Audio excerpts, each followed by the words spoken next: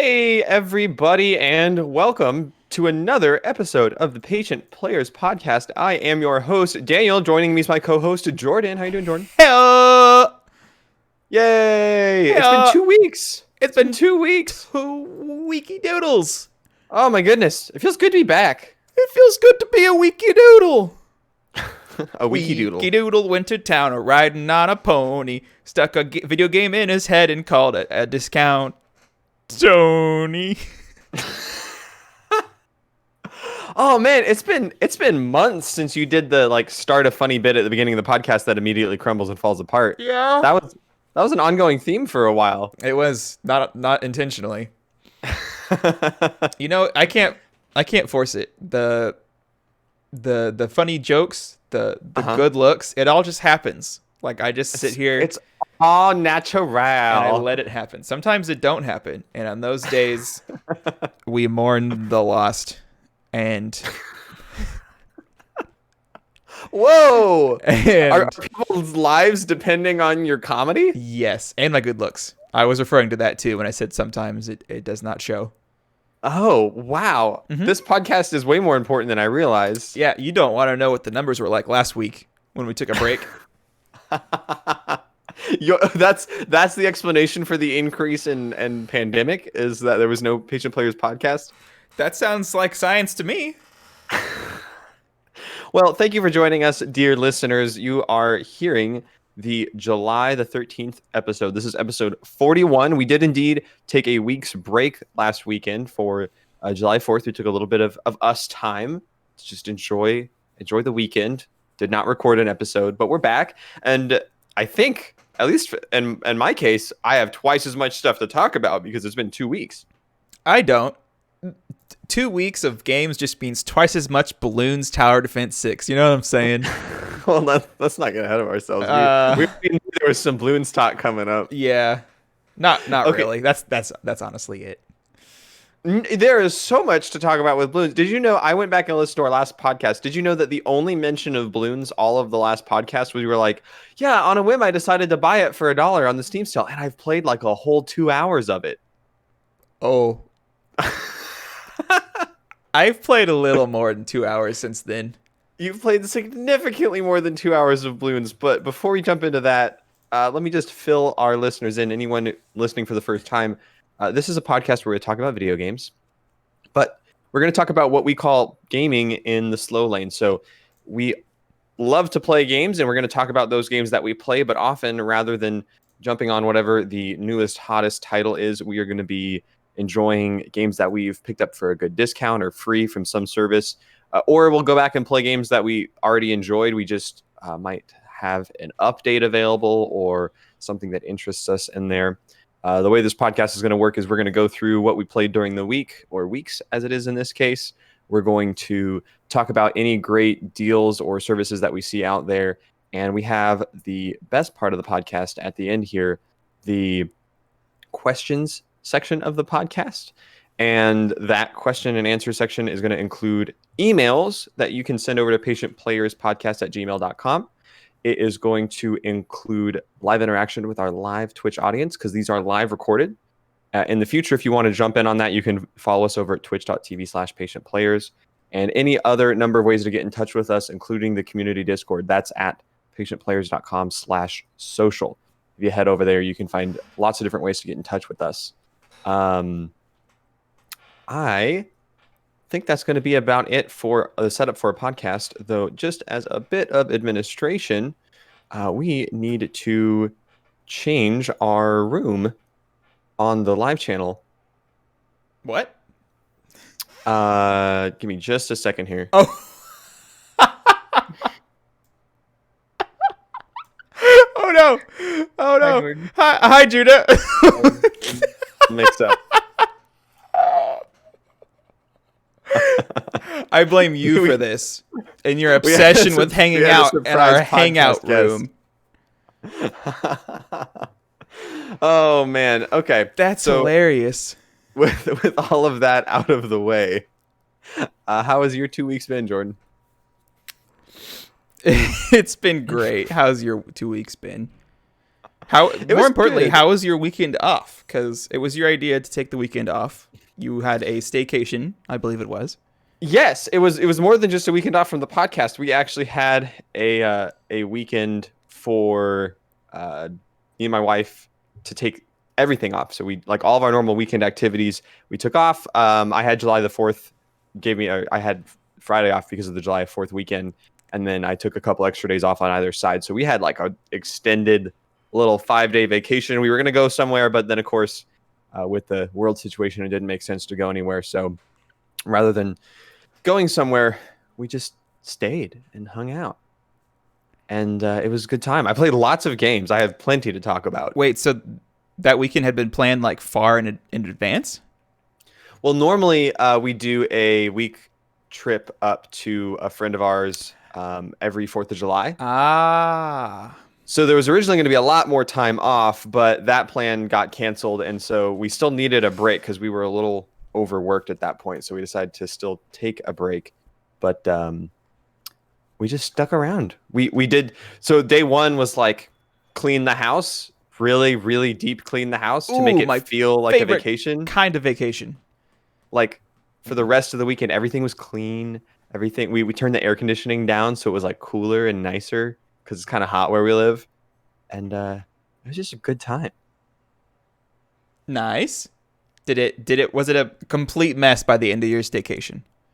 No, we kept it. I mean, the kitchen got filled with like pans and stuff because we didn't clean Mm-hmm. the kitchen very often. And But rice? we managed it. Was there any more rice?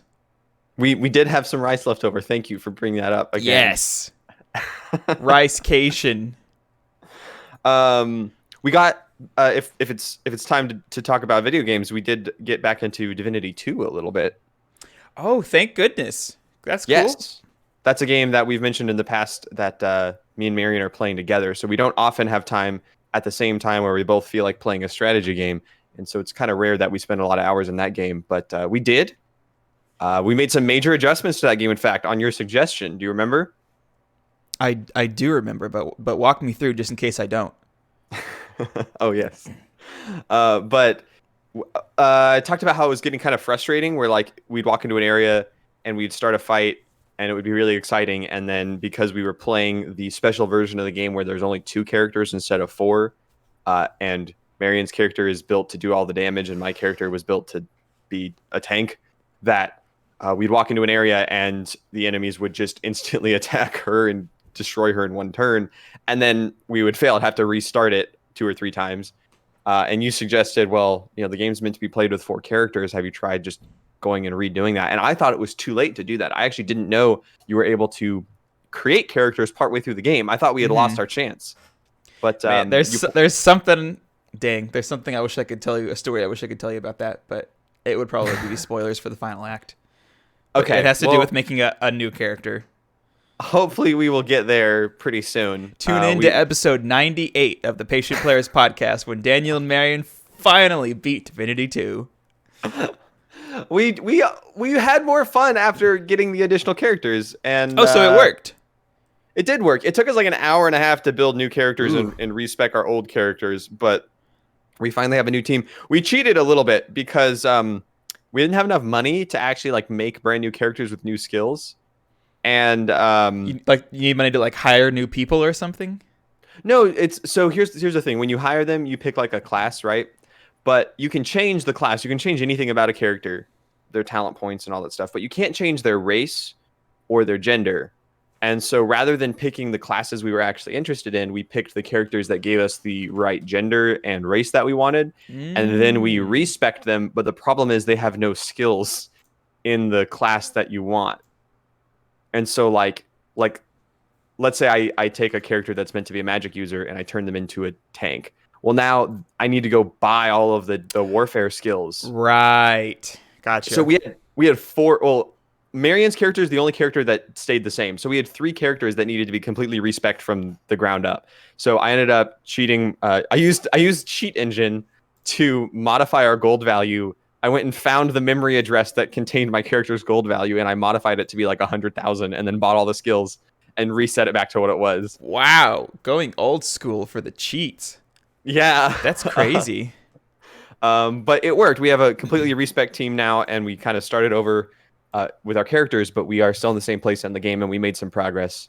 Still a very fun game. I'm gonna love finishing that and then going back and just playing through it again on my own. Like I'll probably buy it on Switch and maybe start a run with you and Kyle. And man, I'm looking forward to that. You know, I've been when it goes on sale on Switch for like a decent price, I will probably pick it up again too because just because of the new content they added recently gives me a new reason to play through the game again. Well, is that new content that extensive? I know it said it added some new scenarios. You were talking about some like high level enemy encounters that sounded pretty neat. But is there much more than that? No, I don't think so. I think like a new armor set or something, and some new boss fights, a new like mini storyline. It made it look like the trailer for it showed a lot of different dragon fights. Oh, okay, that sounds cool. Yeah, it was teased as being their biggest. They call their updates like goodie bags, I think.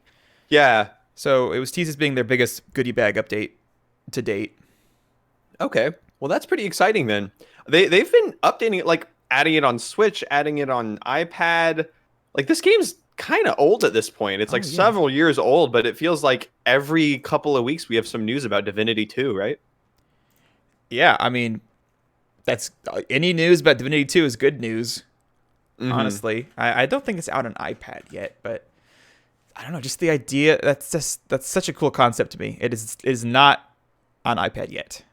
Yeah, you brought that up during our episode 2 weeks ago, mm-hmm. and you weren't sure if it was out, but you know for sure it's not out right now. Yeah, I just double checked. Okay. So that's what we did with Divinity 2. But also, just real quick, just like because like pricing on the mobile app store is always like significantly lower than right to be competitive in that market. Yeah. So I wonder how they're gonna do it. I could see it. I don't know if a lot of things do this model anymore, but it's like $15 for like Act 1, or something like that. And it's like to get Act 2 and 3 and 4, it's 15. So like by the end of it, you spent 60. Or maybe just the whole game will be like, I don't know, $20. But that seems like a big risk because people just don't buy expensive games on the mobile app store. Isn't it like 40 or 45 on Steam full price anyways? It's not a $60 game. Is it I think it's only like $40. Is it? But it's 60 on Switch still, right? Oh, I don't know. It's been on sale at least once because I thought about getting it at one point. I think it was like $35 or $40. Ooh, very tasty. Yes. I have many more games to talk about, but we've already mentioned a game at the beginning of this podcast that I know you've been extensively playing. I want to hear more about that. Yeah, Bloons really hit me with that left field side hook, as us hockey players like to say. Just casually the other day, I was like, I wonder how much Bloons I've played in the last, like, little over a week that I had owned it. It was like 40 plus hours. For like an afterthought game you spent $1 on, you were like, oh, this is fun to have something to do with my thumbs. Dude, yeah, like, it's been so nice. I'm just, like, I don't, like, man, the Bloons, what do you call it? The Bloons plague? That's not the saying. The something has bitten fever? Me. The Bloons fever. Do fevers bite? Fevers don't bite, but people talk about having fevers for things when they're like really into them. There's something that bites you. I've been bitten. Bug? By the balloon bug? Sure, let's go with that. I have been bitten by the balloon bug. And even, like, wow, I've said this before, but even having crossplay to my phone version or my iPad is so cool. Oh, and you've been using that crossplay a lot? Yeah, like I'm out and about, and I'm like, I just want to do something with my thumbs because it is completely like brain dead gameplay essentially. Just drop the monkey, watch him pop the balloons. This is Bloons Tower Defense 6, right? Exactly. Yeah, this is Bloons Tower Defense 6. I wonder, it's probably not still on sale on Steam, but even just like on the phone, it's like $5, just not on sale, or it might be on sale on the App Store right now. Actually, I don't know, but yeah, it is very microtransaction heavy, which is always disappointing. But at the same time, I haven't spent a single cent, but the game definitely allows you to build in-game currency in a way that is not outrageously impossible. quick point of clarification. Uh-huh. You've also spent like 50 hours Oh, getting this sure. currency. Yeah. So maybe it feels a little bit more fair to you than to someone that plays a moderate amount of Bloons. Well, no, because I have like every single character at this point and have for like a while, and now like my monkey cash is like in the 8,000s. So I very quickly got to all the people, Uh-huh. which I didn't expect honestly to be like a thing for a lot longer. Do you think this is a situation where some of the harder challenges like require you to spend that monkey cash in order to get like the free monkeys that you need to get through them? I feel like it has to be that way. Like surely there's some levels that are just so hard. However, each map has a cool thing where you can't use any purchased benefits to beat it, and you have one life, and none of your benefits account. So like no matter how much you do like spend, a super hard mode. yeah, no matter how much you do spend or upgrades you save up, they all don't work on that game mode per map. So that one's pretty fun and pretty difficult, obviously. And it kind of just proves that the game still is actually beatable, regardless of the benefits you can rack up. I've got to say, this has happened twice now. Twice. Any of these wonderful patient players listeners out there hearing this podcast that are interested in Bloons, let me tell you, Saturday mornings at like 8 in the morning is the perfect time to catch some live streamed Bloons on our Discord server from your friend. One of Jordan's good friends is consistently just streaming Bloons on Saturday mornings in the Discord server. I have no idea why, but it's a wonderful thing to wake up to. Was it? I thought it was like a Monday, the first time he did it. I don't remember what day of the week it was the first time, but it was a weekday because I remember thinking, like he works, like he must be like on his work break or like playing. No, it was before work because it was like 8 o'clock in the morning. You said, right? I guess. So yeah, before just the workday, he was in our Discord server just streaming his Bloons experience, just having a good old time. So keep your eyes peeled. Maybe if you join the Discord, you'll get some early morning streaming. Oh man, that'd make such a good Twitch channel. Just like early morning Bloons. Early morning, your breakfast Bloons. Oh, I like that. Could go off like a radio alarm to wake you up in the morning. Just the sound of popping balloons rapidly. Oh, man, they actually did update it this week with a pretty substantial content update with like a substantial update, a new game mode, a cosmetic store. Wow. You can't actually buy the cosmetics with money. You have to do it through playing in challenges and whatnot. Wow, so, that seems backwards. What? Yeah, dude. Like it's cool. I haven't played a lot of it, or at least those modes that give you like that currencies, because I was like, there's no use for it. But then it released a store with some pretty, like, you can make balloon pizzas. You can make them have googly eyes. You can make their like sounds change. It's some pretty cool, neat little things that have really no consequence whatsoever. I saved up my points and bought something that lets you name the first of each kind of monkey you put down. So I gave all the monkey types a stupid name, and then it saves the records for that monkey only. So for the first one you put down? Yeah. So if you only use like one of each monkey, you could have like an all-star team that's named and like... Yeah, basically. All it does is just track the stats of that one monkey. The first one placed down every game.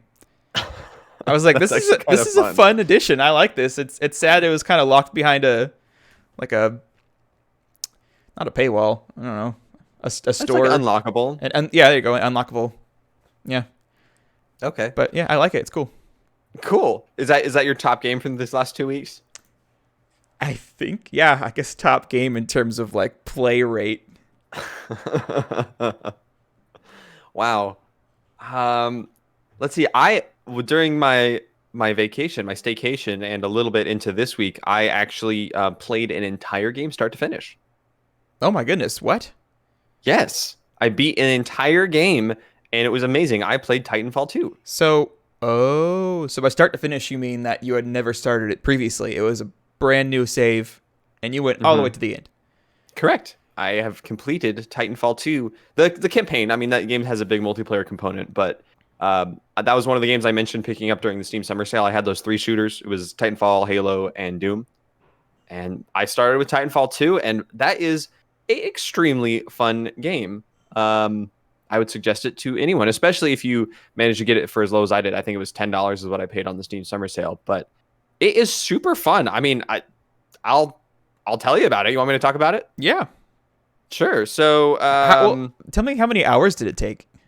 That's a good question. Let me check my statistics because I've only played the campaign. I haven't jumped into the multiplayer at all yet. And I am sitting at 6 hours of playtime. That's decent. You got it for what, like $10? Yeah. Yeah. Nice. It's no Bloons, but I mean, you can't win them all. Extremely high quality campaign. So what's interesting is I remember hearing game reviewers talk about how high quality it was when it came out, I think 3 years ago. But it's Titanfall 1, you remember, didn't have a campaign. Did you know that? Yep. I owned it on something. I guess Xbox, because it was an Xbox exclusive. Yeah, that's right. I forgot about that. But man, they knocked it out of the park with it. Like, it's not, the character moments are cool. They're really cool. It's not necessarily like equivalent to a movie or a play or something. Like your emotional meters aren't going to be off the charts in this game, but the action sequences and the not like plot twists, but plot moments are really, really cool. There's some mechanics they throw in just for like one level that are, it must have taken them a really long time to work on them, and they feel awesome. I mean, it's been out for a while, but it just came out on Steam, so I don't know how much I want to spoil. But there's some really nice moments. Only apply to the single player mode, or are they also to be found in the multiplayer mode? I don't know how much they apply in multiplayer. I don't think it would be really hard to get them to apply in the multiplayer mode. But essentially, there is there's a time travel mechanic. Oh. That is more than just like a story. It has like gameplay mechanical. You're basically phasing between two time periods in a single level at a click of a button. So no, it's super cool. There'll be a scene where it's like, okay, you're in an area that's like destroyed in like the future, and then you're able to flash back into the past, but the level has differences in both areas. And like in some rooms, they're literally having you simultaneously take on 2 combat encounters at once. So like between the 2 time zones? Yes. So you'll run into a room and you'll get attacked by like these alien monsters in the future world that are just like dumb beasts that are trying to like claw you and bite you. And there's way too many to take on at once because you have to use this mechanic to survive, because right before they pounce on you and kill you, you swap to the other time. But then now you're in the past and there's a bunch of guys with guns shooting at you. So you take cover. Whoa. And then like as they're about to flank you, you switch back to the future. And now like the aliens that were attacking you on the other side of the room notice that you're back and they start charging you again. So your mind has to be constantly flipping between the two fights to be like, okay, in order to win the fight in the future, I have to get across the room or else I'm going to die when I go back. But in the fight in the past, there are enemies blocking me from getting to that side of the room. So does it essentially pause the first timeline when you switch to the second one? No. You just disappear out of that timeline. Okay, that's cool. Wow, that's really cool. It's insanely cool. And the whole level's that way. There's some other really fun. I mean, the whole premise of the game is you have this Titan that you can get inside of, right? So it's like when you're outside the Titan, you are running around shooting people, jumping off walls. You have a double jump and you have like a wall run and a sprint and a slide, and you just feel the movement feels so good. Like if you do it right, you don't have to touch the ground for the entire level. Like you're just sliding and jumping and hopping and sliding, and you're just always in the air moving around and shooting people, and it's super high energy, high action. And then you'll like jump in the Titan and you're just this destructive force that comes in blowing everything up, and I loved playing it. It was super fun. Dude, that's cool. And man, how old is that even? It must be like 5 years at this point, right? I will look that up. I want to say, did it come out in the same year as Doom, or did it come out right before or after? Let me see. For some reason, I'm getting the itch of like 2015, 2016. It's 2016, so it was the same year that Doom came out. Okay, cool. Wow. Yeah, there you go. 4-year-old game, still holding up strong. Now it's on Steam. Mm-hmm. Very high quality. I love playing it all the way from beginning to end, and it made me want to jump into the multiplayer because that running around and wall sliding and everything felt so good.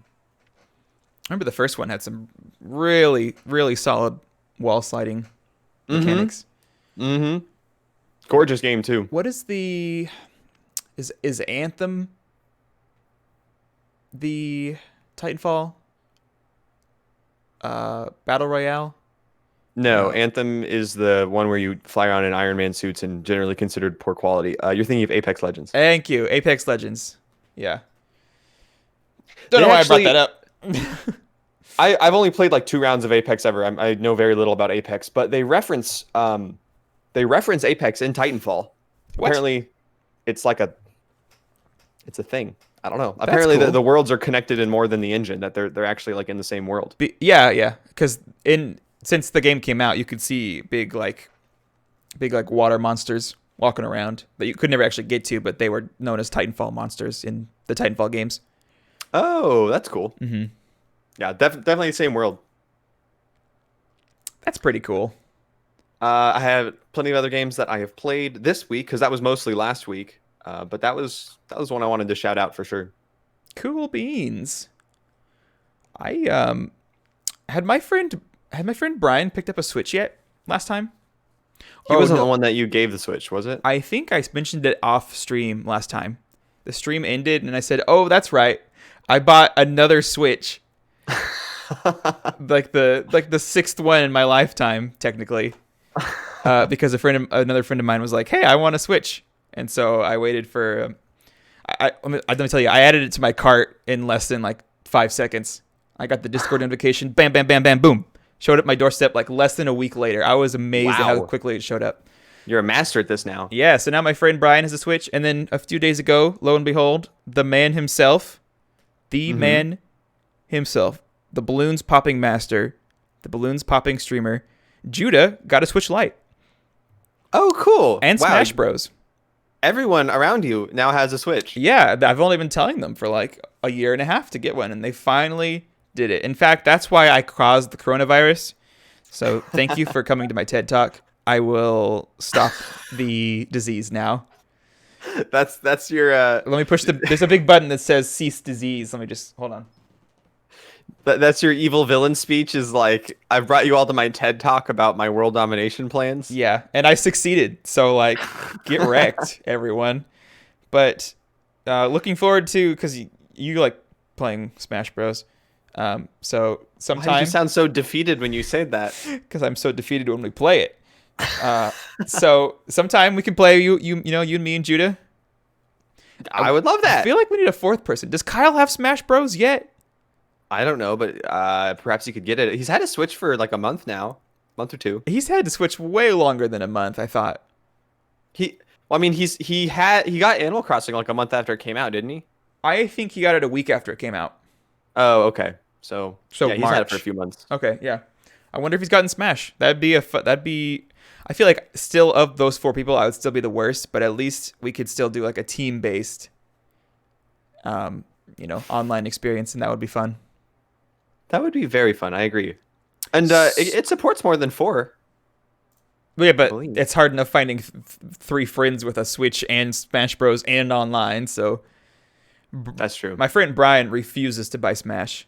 Really? Not his game. I gave him Captain Toad and Luigi's Mansion 3 to borrow, and so he's been enjoying those.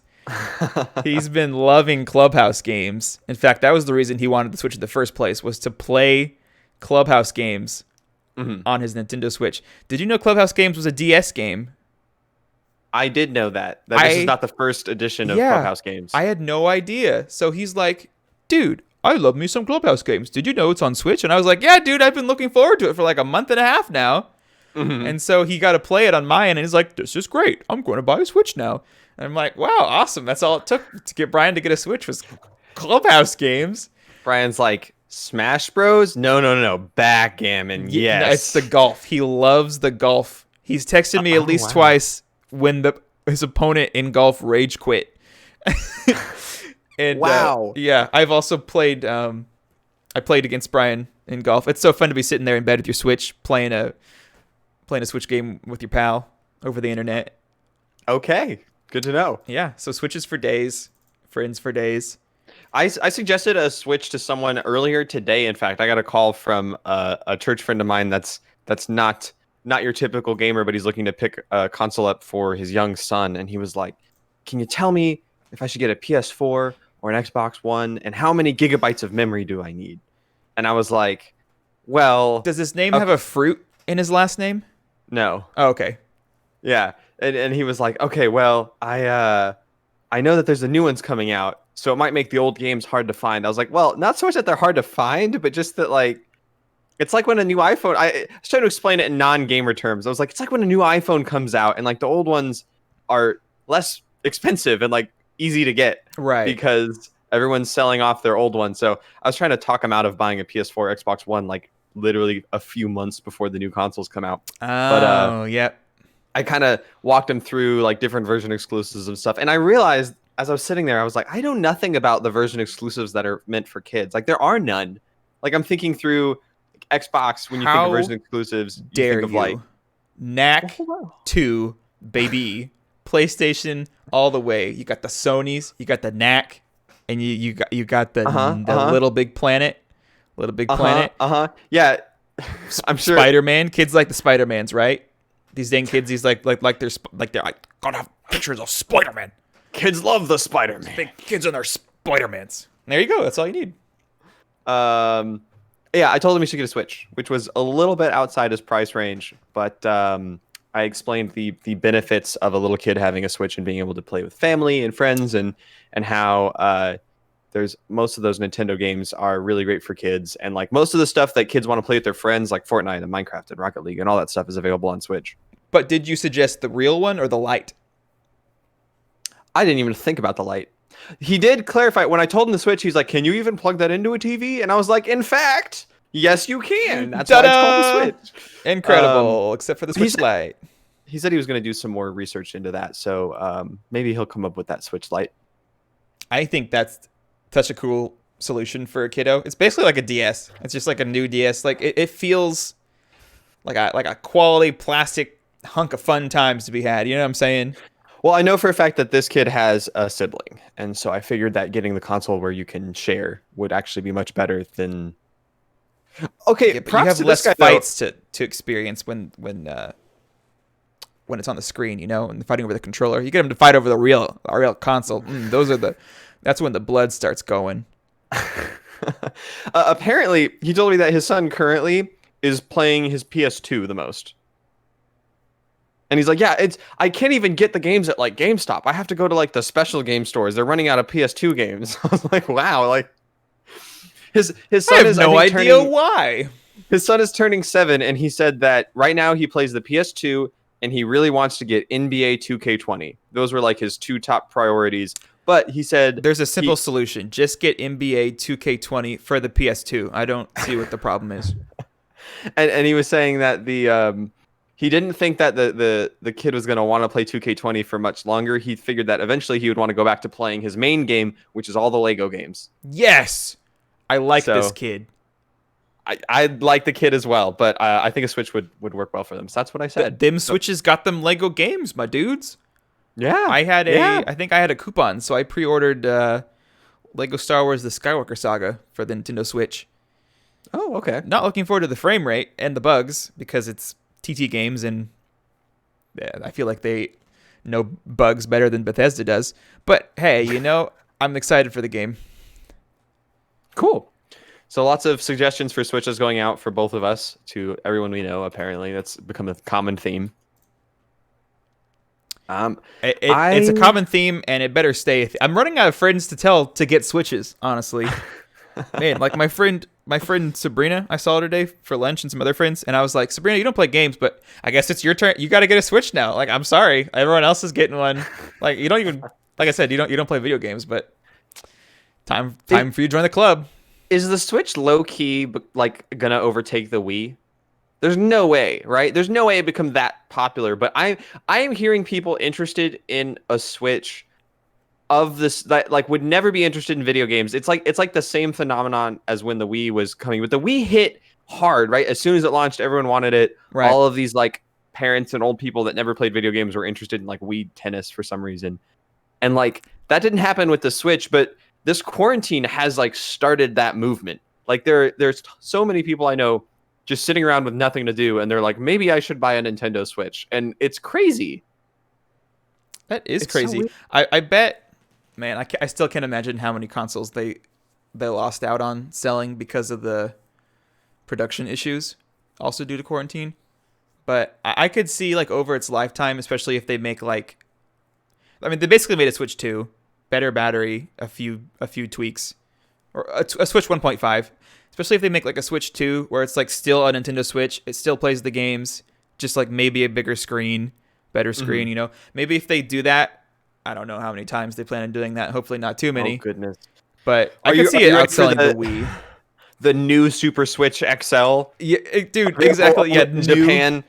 No, their DS marketing was so bad. I would like to think that they've learned, or not learned, just they have a new team for the Switch, because the Switch marketing has been superb with the naming. Not the Switch Lite. I see how they kind of shot themselves in the foot there by calling it the Switch, because if they didn't call the Switch Lite a Switch, people wouldn't think it's a Switch. But it doesn't switch. I think Switch Lite's fine. But I don't think that's a big deal. It doesn't switch. But like, you have to explain to people that it's called the Switch because it switches. Like, that's not. I don't get it why, but people don't understand that it's called the Switch because it switches. Oh. I think people just think it's called the Nintendo Switch, and they don't give it any more thought. Well, take my friend Judah for example. He bought his Switch Lite for $200, and he's like, "Dude, I got such a great deal." And I said, "No, Switch Lites are $200." And he said, "Oh." But that doesn't mean it's because he didn't know didn't go onto the TV. Well, that just means he didn't. Maybe he didn't know that it was a different one. Maybe he thought a Switch is a Switch, and I heard they're 300, so here's one for 200. That just sounds like a different issue than what we're talking about. That's okay. That's fair. Do we want to talk about more video games?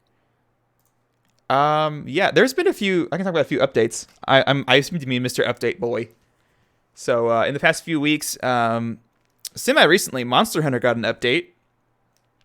Oh yes. Well, had we even played Iceborne last time? I think we had just beaten the game. We hadn't started Iceborne yet. Wow, are you sure? I'm pretty sure. You listened to the last episode recently, more recent than I did, so I guess you would know better. Yeah, I think we had. So last episode we had mentioned that we already knew that we hadn't beaten the game, and we figured we were about to beat the game for real.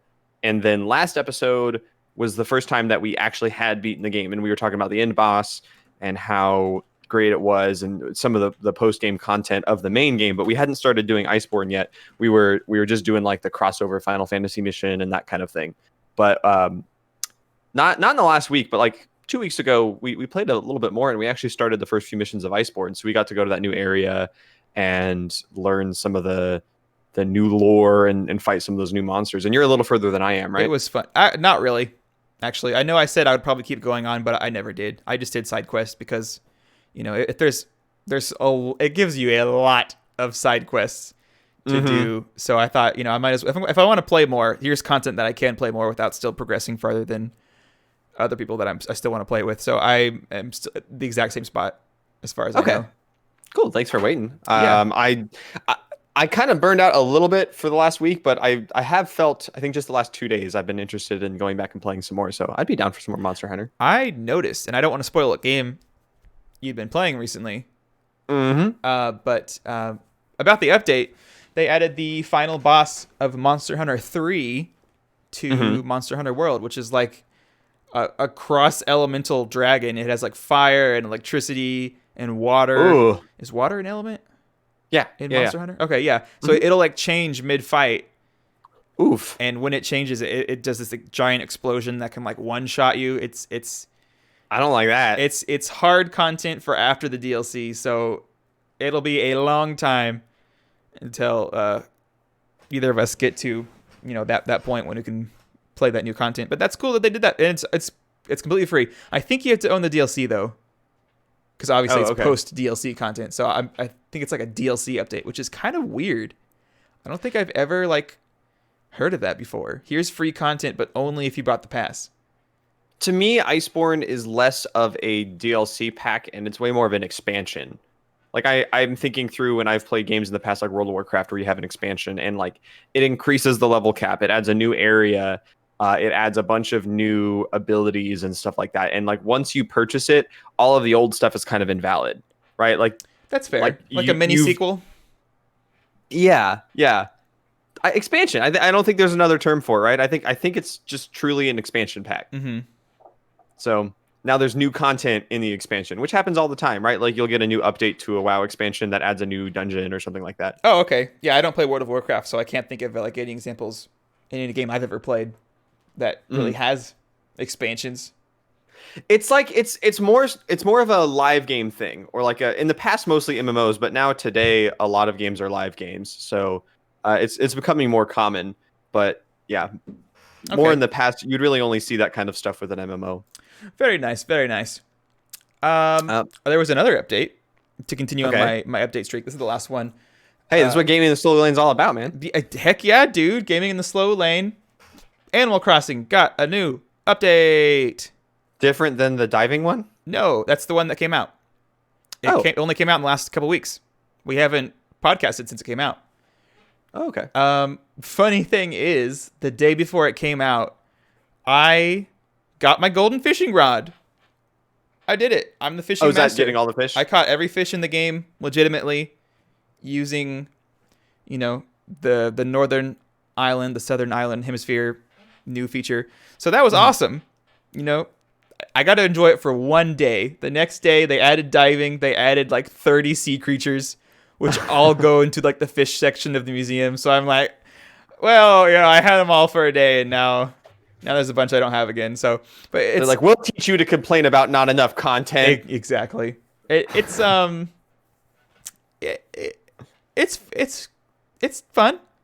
It's fun content. It's fun free content. It gets really repetitive swimming around. You got to mash the A button to go swimming fast, So I've been doing so much diving to get all the fish. Something repetitive in a Nintendo game? Exactly. Yeah. I don't believe you. And it's like, the update dropped just like that. It wasn't like well, I don't know what it wouldn't be like, but just having it drop like that means like here's all the ones available right now. If someone bought Animal Crossing right now and they got like the net and the fishing pole, they'd be like, whoa, there's like 80 different things I need to catch right now all at once, as opposed to someone who bought it months ago and they've been, slowly catching them over the months. So I had been doing so much diving, and I think I caught all of the diving creatures for this month. On both hemispheres? No, just I'm probably not gonna care that much about hemispheres on the diving one, because you don't even get anything, as far as I know, for collecting all the diving creatures.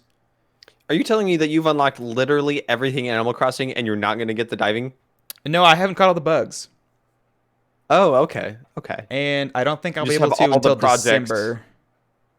So I from the beginning, I was like, I'm okay with not really going all the way with the bugs. I've always loved the fishing. In the 3DS one, I caught all the fish across like three years. I caught all the fish legitimately in their respective months. And I just never, like, the bugs are cool, but like the fishing and Animal Crossing, that's where it's at. I love me the fish. That's the pinnacle. Exactly. Yeah. So I caught all my fish. I was happy. I got the crappy golden rod because their new one is garbage. Why? Oh, because it breaks? Yeah, because it breaks like super fast. I don't think Can you remake it? Yeah, with another gold nugget, but gold nuggets are like 1 in 100 chance. So. Oh, and you're still not like playing it every day like you used to, right? Yeah, like 1 in 100 chance. You get 9 chances per rock. I think you have 6 rocks. I don't know what the math on that is, but the benefit, it lasts twice as long, maybe like 2.5 times longer than just buying one for 3,000 bells. So why do I want to use a 1 in 100 chance gold? I hate what they did with the durability of those. It would have been so perfect with them to just say, you did it. You got them all. Now it won't break anymore. Congratulations. It's not that hard. I mean, you could also look for inspiration from another Nintendo game with durability and just say it's like the Breath of the Wild Master Sword where it has a recharge period. That would have been cool. What if it recharges every day? That would have been. Ugh. Why? because then you'd have to carry it around, and then when it broke for the day, you got to go get another one anyways. So why carry it around in the first place anyways? Because then the next day you just have it again. I don't know. I'm not Nintendo. Nintendo moves in mysterious ways. We all know this. I'm still like half hoping, like, I don't know, like a year and a half down the line, they're going to be like, it's the platinum update. You get your golden item and you encase it in platinum, and now it's unbreakable. I can absolutely see them doing that. As soon as you get the 1 in 1,000 chance platinum nugget. Dude, exactly. It's going to be something bonkers dumb. Or you just go on eBay and buy it for like $10 from someone who's just farming them using bots. Or just hack their Switch. This is my island made entirely out of platinum furniture. Like they do. So that's all we got for Jordan's update time. Is Animal Crossing so broken? It's still, it is, but it's still a fun game. And it's cool that they did a free update. Another free update is coming next month, which hopefully will also add the ability to back up the save already. They said, oh my gosh, didn't they announce that months ago? They said it was coming this summer. It is still not come yet, so it's already enabled in the Switch hardware. Exactly. Gosh. Me and a friend of mine are still hoping that it'll actually come out next month, and ridiculous. It won't be like the end of the year when it's like you can finally back up your save. Absolutely bonkers. I have a couple games that I've been playing that I've mentioned before, and a brand new game. I'll hit them all back to back if you'd like. Do it. Hit me back to back. Cool. So I finished Titanfall, as I mentioned. That is a great game. And then I was a little burned out on Monster Hunter, and I realized that I was like, I'd been playing some Heroes of the Storm, and it got me wanting something to play and think about and relax, but I was tired of failing to meet the challenge. You sound like you need some Animal Crossing, my dude. No, okay, well. What? I'll take that statement for whatever you meant it to mean. What I felt like doing was just approaching something at my own pace, not worrying about a failure state, not worrying about being worse than another player, or even just bad, like Monster Hunter, where you just lose, because I lost a lot at Monster Hunter. And I realized that Satisfactory, which I've mentioned before, and I've been playing over the last few months, was perfect. I've never viewed that game that way before, but it's honestly the perfect way to look at it. It is full of challenge in terms of you have to build complex things and pay attention, and there's lots of things to achieve and do. But at the end of the day, if you just stand there doing nothing, you're not going to lose, right? Worst case scenario, your base messes up somehow and you have to like re-hook up the power. But like even that, it's just halting of your progress. It's not like you go backwards. Your progress is never a failure state. And it was really, really nice and relaxing to just play it. I started playing more on my own, and then I jumped on a group save file that I have with a friend of the podcast, Kyle, and we started building out 2 games simultaneously, which was really confusing because I had to terrible. I had to keep changing my mindset of like which technology I had already unlocked and which one I was still trying to unlock. Oh my gosh. But it's funny though, because on my main file, my single player file, I actually went from my starting area there, which is the Northern Forest, and I found the desert starting area that I was playing on my other save file with Kyle, which is not very far apart at all. They're actually really close to each other. And so I now have like a travel tube that will take my character all the way from where I started my game to the same location where I started with Kyle, and now I'm building a second base there. So I'm building a base in the same place on both files. But it's different. Was that travel tube expensive? Kind of, but I had already automated the materials to make that tube. Wow, so I had like hundreds of it. Does it take like a minute to get there? Roughly, maybe a little bit more. Okay, wow, that sounds like a super cool way. I never thought about using them like across long distances. They seemed cool for just kind of vertical movement. No, it's great for like a long-term travel system. If you just get in the tube, it's really slow. It's probably about the same speed as like if you equip the fast running boots and just run there. But you don't actually have to push anything. You just get in the tube and like go get a drink of water or something. But you can manipulate the physics engine because every time you get in a tube, you get an automatic little burst of speed. So people will build these launchers where it's like a bunch of 1 foot long tubes right next to each other that launch you into each one successively. Oh. So if you build up like 10 or 20 of them in a row, by the time you hit the really long tube, you're going like Mach 3, and then you just go flying through the tube across the map. That's awesome. I Um, was going to ask if there's some kind of like inertia system you mhm. could abuse, but that seems like even easier.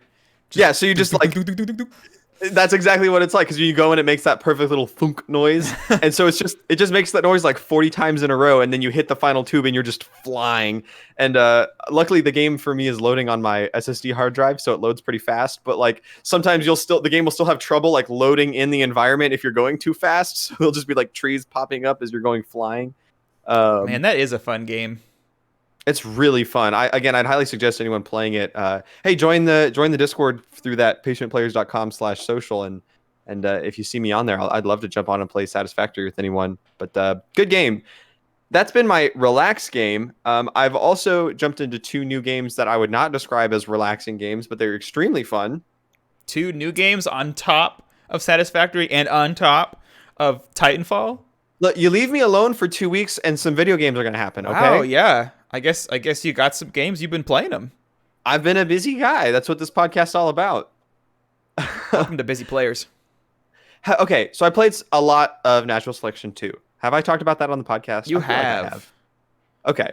Well, it might have been a while, and we have some new listeners, so It was definitely a while ago. Yeah. I will repeat the Natural Selection 2. It's a lesser known game, but it's close to my heart because growing up as a young lad with even less money than I had at that point, I was an extremely patient player. I fell in love with a free game called Tremulous, which was a free, I think it was open source project that was based on an old school mod called Natural Selection. And kind of like how Team Fortress is based off an old mod, and like Counter-Strike is based off an old mod. It's like a Oh, old mod that got so popular it spun off its own game. So that's the really original, cool. it's super fun. Tremulous, I've never met anyone else in my life who's heard of Tremulous before. It's super unknown. I don't even know how I found it as a kid. I'm like super surprised I found it as a kid. But I played a ton of it, and the basic idea of original Natural Selection and of Tremulous is it's a competitive shooter, but it's aliens versus humans.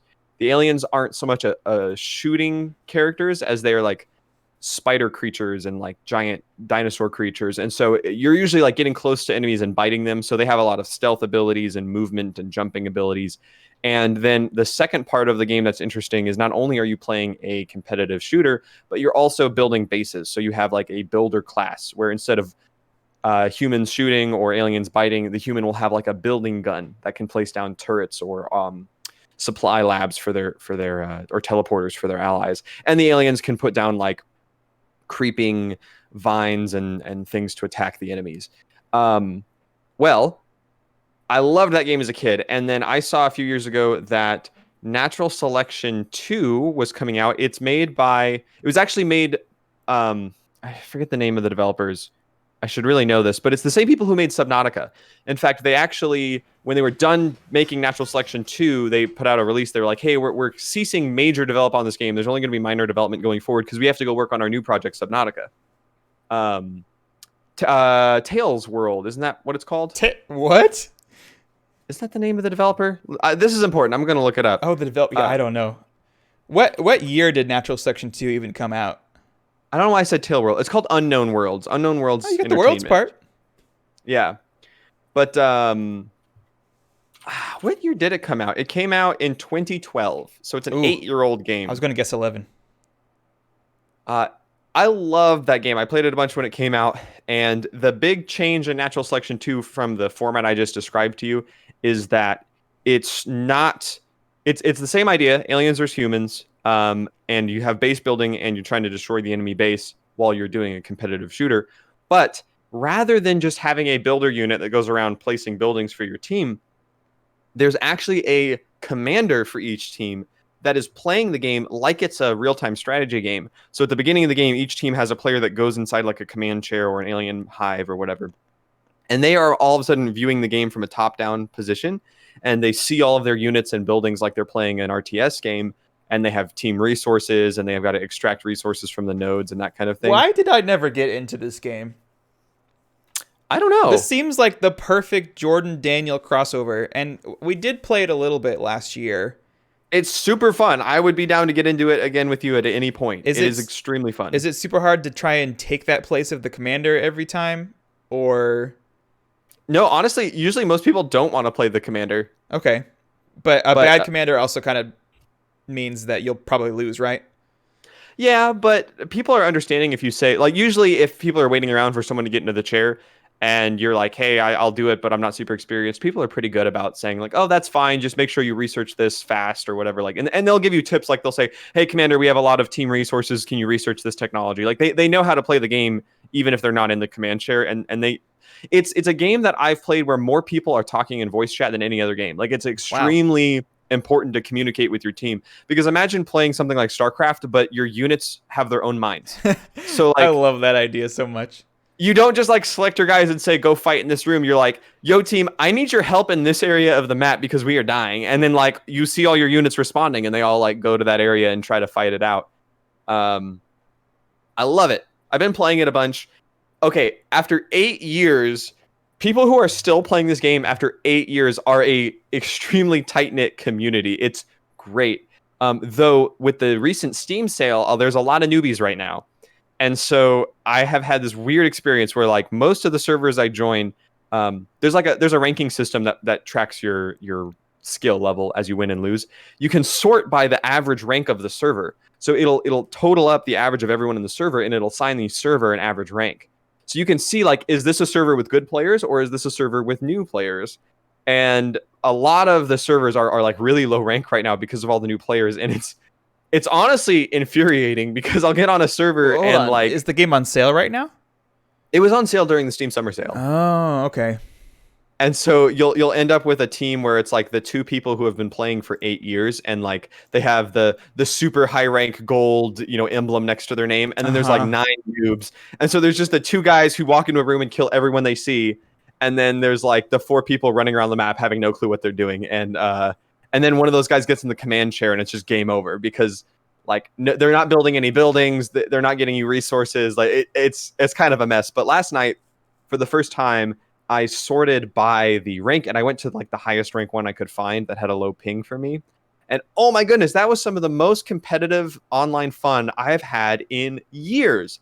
Everyone was talking, everyone knew each other because they all played on that server all the time. It was like the most old school online FPS experience I'd had in so long. It was great. What a cool way for matchmaking. Unless you're like abusing it to take advantage of unskilled players, but like other than that, that's really cool. You can be like, I want to play with only high skilled players. Well, and most of the servers that are out there have installed a mod called Hive Rank Shuffling, where if enough people vote for a team shuffle at the beginning of the game, it will actually auto shuffle the teams based on that tracked Hive. They call it the Hive skill.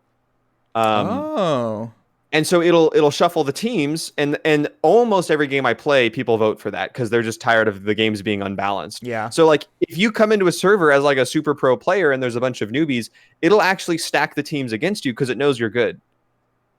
And it's been weird for me because when I played like 8 years ago, that system didn't exist. So I have tons of experience in the game, but I have a very low rank. It basically treats me like a noob because I wasn't there when the ranking system was implemented. So that's rough. It's been good for me to learn like all the strategies that have developed in the last 8 years because I haven't played in a really long time. But hey, I'll play that with you. I know Kyle owns the game. We didn't play very much when he bought it, but I'm sure he would love to get back into it. So I'll play that anytime. To give you an example of like the community of these servers that have been around forever. Last night we were playing and someone was like, hey, on the next round, because they allow you to talk to anyone in the server in between rounds. It only limits to your team during the round. So we were just like in the lobby between rounds and someone was like, hey, next round we should do all of the aliens go the builder unit, which is called the Gorge, who's like not intended to fight. All the aliens go Gorge and all of the humans just don't use a weapon, use your pistol. And we're just going to meet in the middle of the map and have a fight. And everyone's like, yeah, this is a great idea. And so the next round, like it was like 10v10. Everyone just rushed the middle with pistols and builder units. They all actually did it. That's awesome. There was one guy who was being a jerk and didn't want to do it, and we vote kicked him off the server. Hey, it was amazing. It was the best. Was that democracy? Yes, democracy in action. And then everyone started calling him names, and he went and complained to the server admin, but the server admin was already online, and he was like, I'm just going to ignore that guy. What? Oh I'm my telling you, gosh. it was the most old school shooter experience I'd had in years. That's hilarious. So I had a blast with that last night. I'm going to keep playing that. My last game I'll make quick. A few days ago, I was just kind of looking for something new to play, and I went over to Epic Games. There are so many free games that Epic Games has given me. I forget what I own. I forgot I own Watch Dogs. Wow, was that really one of the free ones? Yeah, I think it was one of the Christmas free ones. Anyways, Dang, I didn't that's play a good Watch game. Dogs. I loved Watch Dogs. I played Celeste, the platformer, very difficult platformer. Oh, because Epic Games had given it out? Yeah, Nice. yeah, it's free on Epic Games, or it was at one point. So I've thought about buying it, and I almost didn't play it for a long time because I wanted to get it on Switch because it seems like a perfect Switch game. But I was like, you know what? I'd rather play it for free on Epic and then get it on Switch later if I really like it, rather than wait any longer. And I did that. And honestly, now that I think about it, that's the same reason I haven't played Into the Breach, is because I kind of want to get it on Switch. But I should just play it. Word, I love Into the Breach so much. I own it on Steam if you want to just use my Steam copy. Yeah, but I'm not trying to talk about Into the Breach. Celeste is amazing. I'm like 3 or 4 levels in, and I love it. I love the style of it. I already loved the music. I listen to the music on Spotify all the time. I've done that for months. And it's just super fun. So I will continue to talk about that as I play it. Maybe I'll stream it at some point. But my goodness, Celeste is like a very tight control, difficult platformer in the vein of like a Super Meat Boy or something like that. I highly suggest it. It's a beautiful cornerstone, a beautiful meeting place of story, gameplay, and music. Like they're all so good, and they all like even the gameplay. If you're one of those like try hard people that like want a hard time, you get to the end of the game. There's like challenge levels that have nothing to do with the story that are very, very difficult. Which I wasn't in the mood for a difficult game, so I kind of just beat the story, and I said these are cool that they're an option, but I didn't actually play them. Just because I've played Super Meat Boy like 3 times, and that was enough for my lifetime, I think. Jordan never plays a difficult platformer again in his life. My friend Keaton showed it to me, and I said, Keaton, this looks great. I don't show me anymore. It looks really good. I don't want to have to buy another hard game that's like frustrating. And Keaton's like, no. It's like it's hard, but it's not like frustratingly hard. Like the controls are great. Just like the ability to like double jump makes it easier to be able to like hold on to walls for like a second. Like getting through a level isn't really that difficult, but it still takes some work sometimes, especially on the harder ones. I think I had like a 50 death level at one point. Like there's a lot of dying in that game, but it's kind of like super fast reload and you're back in the action. It's so one of those fast. kind of games. And as for the story you mentioned, I mean, I knew that there was a story, and I also knew that wasn't like really the point of it. It's more fun for the platforming, but I've really enjoyed it. It's not super heavy. There's like maybe a minute or 2 cutscenes every level or 2, and it touches on a lot of struggles with like anxiety and depression, and that's something that just not me personally, but some people in my life I've helped deal with in certain ways, and I know that that's a topic that's close to Marion's heart, and so I've suggested she play it, one, because she will play a like fun art, difficult platforming indie game 9 out of 10 times compared to like your big AAA games. That's just her jam. She loves those kind of games. So I already think she would love it, but also the way it handles some of these topics, I really think this might be like one of her favorite games of all time. I've told her that a couple times, so she knows that she needs to get into it and play it, and I think I'm giving her access to my Epic Games. Or you also mentioned lending it to her via your Steam account through the family sharing. So yeah, she's interested in playing it for sure.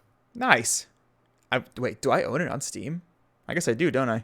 You offered to lend it to her through Steam, so I would hope so. Maybe. Maybe it was in some kind of bundle because I don't remember ever buying it. You have also offered to log in and download it on my Switch, so that might have been what you were thinking of. Yeah, that's what it was. I don't own it on Steam, but I do own it on Switch. Oh, okay. And it is beautiful for Switch. Oh my goodness. Yes. That is a whole lot of games that I've played these last 2 weeks. This has been quite the amazing Patient Players gaming week for me. But yeah, just to recap on my part, Satisfactory for when I want to chill, Natural Selection 2 for when I want to hang out with a bunch of dumb gamers online and play stupid shooting games and goof off, and Celeste when I want to just rock out to awesome music and challenge myself, and Titanfall 2 when I want to shoot guys in the head. That sounds like everything you need, in my opinion. It's been a really good week. Let me just put it that way. Nice. Glad to hear it. Sweet. Anything else burning up our topic list, or is it time to talk about the deals for July and move on to the best part of the podcast? Oh, yeah, I forgot about deals. I was ready to go on a Q&A. I guess deals are good. And we're kind of just going to cover like the highlights in our opinion. Is that correct?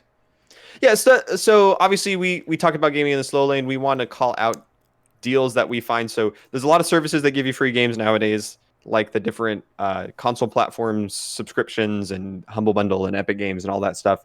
And if we see something or we see a sale that we think is valuable, we'll call that out here.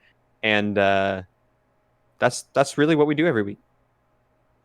That is correct. So this month, and we missed last week's episode, so there's a bit. We're not going to go into detail, but there's a lot of big chunks of game deliciousness out there. Mm-hmm. Starting with Epic Games, which are like the best ones because those are just straight up free. You don't have to pay for any subscription service. You just log in, you click redeem, it's in your account. Bada bing, bada boom. It's 3 this week, right? Baby. I believe you are correct. Yeah, it's crazy. Last week, we missed last week's podcast. There was a game last week. I honestly don't remember it. I don't think it was very ground chattering. So, sorry if you missed that one. But this week's are really cool. I'm excited for one in particular. Yeah, this week's. So these end July 16th. Good old day after an important day in my life. But that's neither here nor there. At 10 a.m., so get them before then. We got Killing Floor 2. Woohoo! Lifeless Planet, and The Escapist 2. Now, I'm familiar with the first one and the last one. I don't know what Lifeless Planet is. Yeah, I'm in the same boat. I think I looked at it, but I've forgotten it because I was too excited about Killing Floor. I loved playing Killing Floor 1. It was a little too grindy for my sake. So it's like a wave-based zombie defense game, but if it's anything like Killing Floor 1, you have like different classes you can play and get different weapons. So like one game you might play as an explosion guy, another game you might play as like a sniper or an assault rifle guy, and then you go through and you kill zombies. The more zombies you kill, the more money you get. You buy better guns, you survive the different waves. Super fun. The harder levels you really couldn't play unless you had gotten enough experience on that character class you were playing, because as you play through as a certain class, you level that class up and then you start with some perks already unlocked. So it's like if you've played a bunch of hours as the explosion guy and then you pick him, you might start the game with like a grenade launcher, whereas someone else might start with a pistol. So the harder difficulties, you had to have some experience to play, and the leveling up took forever. That was my one complaint. But I don't know if Killing Floor 2 is the same way. But that game was super fun, and I would love to play some of that with you or anyone else who picks it up for free this week. Cool beans. I think I own it on Steam. I think me and some buddies played it back in like 2013. Yeah, a long time ago. Killing Floor 2 is old. And I'm sure the first one's even older. Well, is 2 old? I thought 2 was just the last couple of years. I remember it coming out. Let me see. I'll go check it. Marion owns Killing Floor 2 because I bought her a game. When I bought her Dark Souls Remastered during one of the Green Man Gaming sales, it came with a free copy of Killing Floor 2, and so I just gave that to her as well. Weird. Yeah, so it's only 4 years old, apparently. Yeah, pretty recent. 4 years old. Wow. A whole high school career ago. I don't usually like bringing up the free games a week in advance, but Torchlight 2 is a pretty cool free game they're giving out next week on Epic Games. Oh, yeah. Well, Torchlight 3 just launched like 3 weeks ago, right? Did it? You can play a train summoner in Torchlight 3, I believe it is.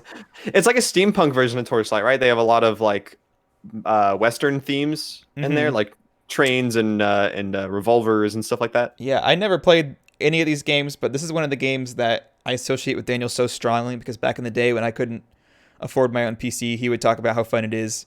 And it was like one of the ones that I bought before I even had a PC. Like, I'm so excited to play it when I finally get a computer. And then I never did. It's a top-down action game, very much Diablo-esque for anyone who doesn't know, like a loot-based dungeon crawling game with magical classes and stuff like that. Yes, indeed. So that's next week. But this week, Killing Floor 2, Lifeless Planet, and The Escapist 2. What else we got? Escapist 2 is like a pixel game about escaping prison, which I see all over the place. So I assume it's good, but I've never played it. Yeah, I've never played it, but boy, is it everywhere. So that's our Epic Games for the week. Last week we mentioned the Xbox Games for Gold for July. Just a reminder, there's like the World Rally Championship driving game that's all month of July. Dunk Lords is about to be free later this week on the 16th, and you're about to lose access to Saints Row 2, and then Juju, which I don't think we mentioned anything because neither of us knew anything about it last week, but that's also about to become free for Xbox. Maybe we'll take a look at it and mention it next week. But the PlayStation Plus games had not released during our last episode, but we're well into July now. So we can confirm that NBA 2K20, Rise of the Tomb Raider 20-year celebration, and a game called Erica, which is some full motion video game. Those are available with PlayStation Plus for July. Woohoo, subscription. Gotta love them. Well, they're online subscriptions, so chances are good if you're regularly playing games, you already have them. That's fair. Humble Bundle. It's been 2 weeks. We got to talk about Humble Bundle. Humble Bundle. Funny thing, if you were here for the pre-show of the podcast, that's when I looked up the selection and paused my month. Because just immediately, it's not a very hot month of games, in my opinion. I gotta be real. The only game I've even heard of before is Void Bastards. Although Beat Hazard 2 I've heard of, I just don't know very much about it. But yeah, with everything I already mentioned on this podcast, you know that I'm busy playing games. I don't need any more right now. And boy, it's a lot of games. It's a lot of games. Haven't you already spent a lot of time playing Void Bastards through the Xbox Game Pass? I wouldn't say a lot of time, but I have played probably as much as like a good demo. I've played like 2 or 3 hours of Void Bastards at least, and it was fun. I don't especially need to play a whole lot more of it. Wow, sounds like you got your value of that Game Pass though. Heck yeah. Instead of picking it up the whole game. The only game, now that I own Halo Master Chief Collection, the only game that I'm missing out on by not having the Xbox Game Pass is Bloodstained Ritual of the Night. I really want to get that game again, but I really want to get it on Switch. Like that sounds like the perfect Switch game for me. Mm-hmm. And didn't the sequel just drop, Bloodstained 2? Or it got announced or something? I think so. Something about it happened. I'm a video game podcaster. I should probably know this, but I don't. So sorry. Oh, well. So those are the deals out there. We didn't read any of the games because, again, I just don't know anything about most of these games. You can go to the Humble Bundle choice to look at them. I'll read off some of the names in case you are interested. There's games called Earthlock, Basing Stoke, Verlate Swing, Don't Escape, 4 Days to Survive, Sigma Theory, Metal Unit.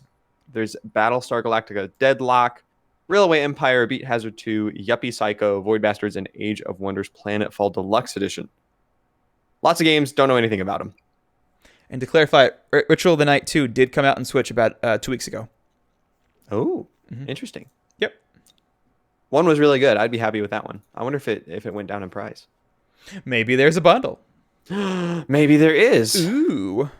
Buy one, get two for less money. That's the patient player's promise. Yep. Well, shall we move on to the best part of the podcast? Of course. We are about to enter the wonderful Twilight Zone of the podcast. Oh, sorry, wrong show. The question zone. It's a little different. This is our question and answer section. If you're new to the podcast, here we are going to answer your questions. We can do so in a number of fashions. We mentioned at the beginning of the podcast that we have an email address. That's going to be our primary question inbox at patientplayerspodcast@gmail.com. Again, patientplayerspodcast@gmail.com. And then for anyone who happens to catch the show live on our Twitch channel, we are going to be interacting with Twitch chat and answering questions directly there. But another great way to reach us during the stream, the live recording, and also throughout the week is you can submit questions on the Patient Players Discord channel. So you can get there at patientplayers.com/social or patientplayers.com/discord, and there is a podcast questions channel. So we're going to be reading questions from there, from the email, and live from Twitch chat. You want to get started? Sure. You want me to cover the first email or the only email? Sure. Take us away. So, yeah. It looks like we didn't actually get an email. It looks like we got a spam email, but I'll go ahead and read it anyways. Okay. The subject line is issue code %32A QG289. Short description, weird emails. So issue code, it says station B6, agent ID R785214. Again, this is just like probably going to be asking us for money from like Nigeria or something. The following message is confidential. If you believe you have received this message in error, please contact the security team. We're probably fine, right? Okay. Probably. Issue. Hey, so I keep getting these emails from a guy named K. Oh, no, that sounds relevant to us. Throwback to previous podcast episodes. Am I supposed to be getting these emails? It doesn't seem to be spam or anything. I'm just not sure what I'm meant to be doing with them. I know that this is the Bureau of Mirrors and all, but I'm not sure if these emails are serious. Like, the last email from this guy was talking about some dude who gives birth from his elbows or something. This guy uses a lot of question marks. I would understand if they are reporting about an accidental civilian sighting of intergalactic trade starship or a vampire attack cover-up request. But this guy's stuff is just unbelievable. He is so right. Also, today he actually sent me an email directly. These are skipping quality control. And he said something like there not being enough connection to send both us and another email address called patientplayerspodcast@gmail.com. Hey, we know that email. Is that some kind of new division, he asks? He wanted me to email the address, the question. Okay, so this question is basically coming from Kay. He obviously was more concerned about contacting the Bureau of Mirrors about it first, and he's forwarding the question. For new listeners, this is a longtime emailer who has been updating us frequently on his adventures of the extra-dimensional variety through all sorts of crazy, wacky ordeals. So, newest update from Kay via a third-party email security team, apparently. Which is the first time this has happened. So, Kay indirectly writes, have you ever discovered an amazing game and wondered how you'd never heard of it before? And I mean like a highly rated game with a huge following, but somehow it just flew under your radar, only for you to discover it by chance while browsing the internet or while talking to a friend. For me, Nier Automata comes to mind. Really? He's bringing up Nier? We've talked about Nier so many times. I had seen memes about 2B, but beyond that, I hadn't heard anything at all about the actual gameplay. One day, I just decided to look the game up on a whim and noticed how highly rated it was. So without really knowing anything about it, I just decided to buy the game, and now it's one of my all-time favorites. Similarly, this week, I happened to watch a video about a game called Crosscode. The game has apparently been out on Steam for a while, but is coming to Switch this week on Thursday. It looked fun, so I decided to look up some reviews, and they were all near perfect to perfect scores across the board. Somehow, I had never heard of this game in my life. I'll probably be picking up the game on Switch when it comes out this week. I'll also be forwarding this email to patientplayerspodcast@gmail.com. If you guys know what this is, could you please explain it to me? Thanks. Signed, R785214. Wonderful. Well, via the very confused email security guard, we got a wonderful question from Kay. So, games that have just completely passed under the radar. Never. I see all. I'm a podcaster. I know everything. I don't know if this counts. You tell me if this counts. All the time, I will see a game pop up on the Steam top seller list that I have never heard of before. And I'm just like, where did this game even come from? Why are thousands of people buying this game out of nowhere? Like Kingdom Come Deliverance had that happen. So I ended up playing that game. Before you had heard about it? Yeah. I played that game like a few months after it had come out. But the first time I ever heard of it, it was #1 on the Steam top seller list. And it stayed there for like 2 weeks. I was like, what is this what is this medieval role playing game? I don't get it. And then later, how did I get that game? Did I buy it? I don't. It's been a year at this point. I don't even remember. But fantastic game. Early episodes of the podcast have me gushing about it. But yeah, the first time I ever heard of that, it was top selling. What else did that? Another medieval game, but it's like a online combat game. Mordhau did that, where it just showed up on Steam top seller one day. The cooperative multiplayer shooter GTFO did that. First time I ever heard about it. It was on Steam top sellers. I still want that one. That's been on my Steam wish list for so long. One day we'll play it. Yeah, looking forward to that day. And there's one more. It's the what was it called?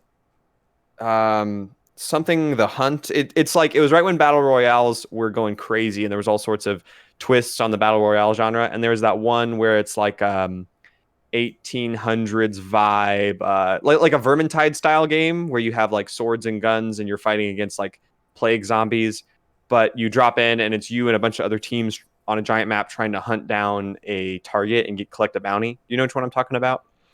Oh, like in a swamp? The swampy one?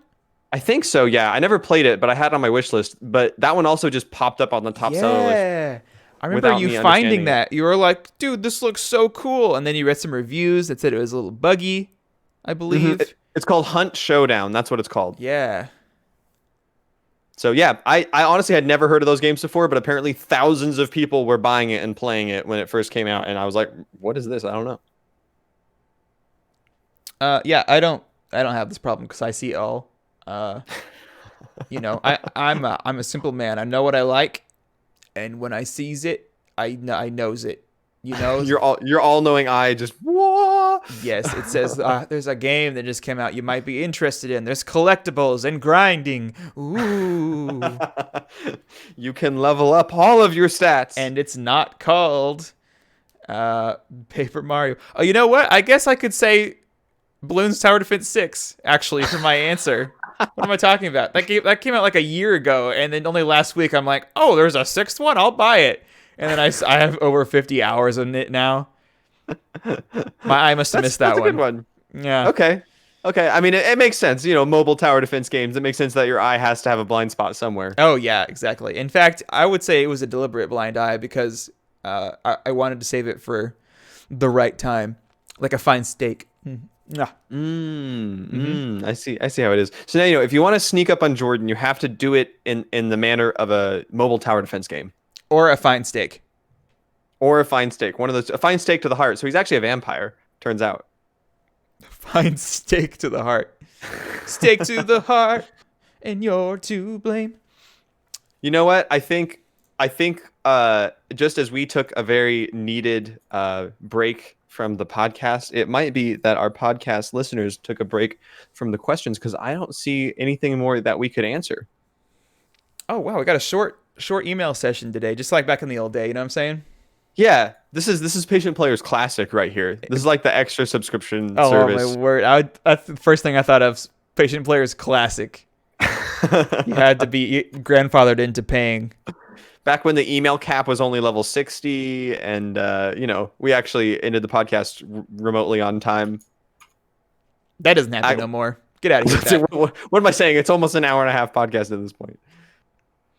Yep, but I'd say that about wraps up episode 41. Yeah. Next episode will be the answer to life, the universe, and everything.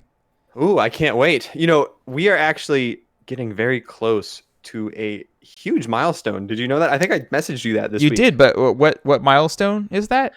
We are approaching episode 50. Believe it or not. Well, yes. Oh, okay. But believe it or not, we are approaching the 1 year anniversary of this podcast. Oh, my word. Can you believe it? That's insane. But however, if it's anything like a baby, people will be like, "Oh, how old is your podcast?" We'll be like, 12 months.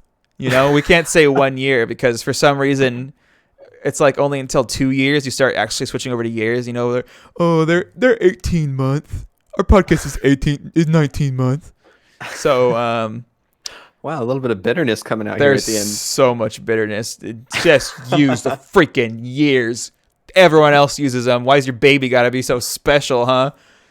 Just because they just came straight from the womb like a plucked like a grape off of a vine. What are you talking about? What is my happening? Goodness. Anyways, like you said, 12-month anniversary of Patient Players. Don't mention to us the month we just took off. We just disappeared. Don't worry about that. You mean the 2 months where our entire server went down? That is not important. This is definitely our 12-month anniversary. I'm sad that it won't be our 50th episode because we missed so much in that month and a half hiatus and then last week. So like episode, I don't know, like 45 might be the 1 year one. Something like that. We'll got to come up with something special. And then, of course, episode 50 is going to be a big deal. So we've got plenty of time to prepare for that. But knowing us, we'll probably wait till the last minute anyways. But who cares? You are so right. Man, I still want my friend Keaton on for the finale. However, this will be quite the journey. Paper Mario does come out next week. Ooh, that'll be a fun time. I would love to have my buddy Keaton on for the Paper Mario episode. Mm-hmm.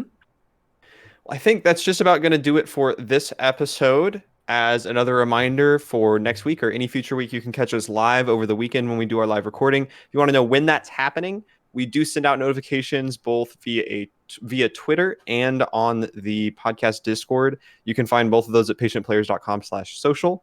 Ask us any questions you have on that same Discord or via email at patientplayerspodcast@gmail.com. And keep an eye out for upcoming giant markers like episode 50 and our 1 year anniversary. And we hope to see you guys around. Thanks for joining us. We love you guys. Thanks for sticking in, you womb grapes. See you next week. Adios.